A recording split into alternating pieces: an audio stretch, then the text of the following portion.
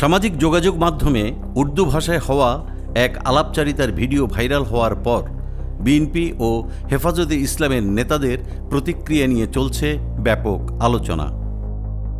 Viral হওয়া এই ভিডিওতে ধর্মীয় বক্তা কাজী মোহাম্মদ ইব্রাহিম, বিএনপি নেতা সালাউদ্দিন আহমদ, হেফাজত নেতা মামুনুল হক সহ কয়েকজনকে 2013 সালের শাপলা চত্বরের ঘটনা নিয়ে উর্দুতে কথা বলতে দেখা যায়।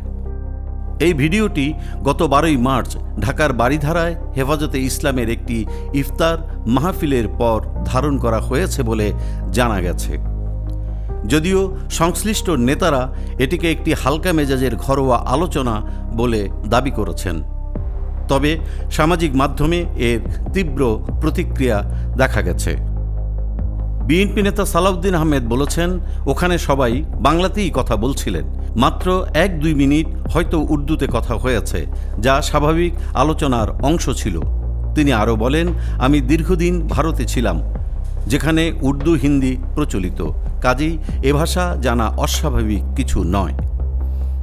হেফাজতের যুগ্ম মহাসচিব মামুনুল হকও একে সামাজিক আলোচনা হিসেবে ব্যাখ্যা করে বলেন, এটা নিয়ে আলাপ আলোচনার কিছু নাই, আলেমরা পারস্পরিক ভাবের আদান প্রদান করেছেন মাত্র। তবে এই ব্যাখ্যা সামাজিক মাধ্যম ব্যবহারকারীদের সন্তুষ্ট করতে পারেনি।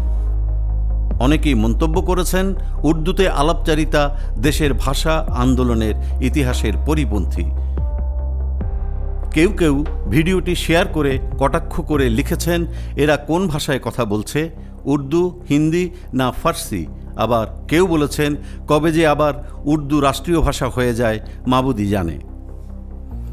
তবে কিছু ব্যবহারকারী এর পক্ষে মত দিয়ে বলেছেন, ইংরেজিতে কথা বললে সমস্যা নেই, কিন্তু উর্দু হলেই সমালোচনা কেন? ঢাকা বিশ্ববিদ্যালয়ের শিক্ষক সামিনা লুৎফার মতে, বাংলাকে চাপিয়ে উর্দুকে রাষ্ট্রভাষা করার ইতিহাসের কারণে জনগণের মধ্যে এ নিয়ে সংবেদনশীলতা রয়েছে।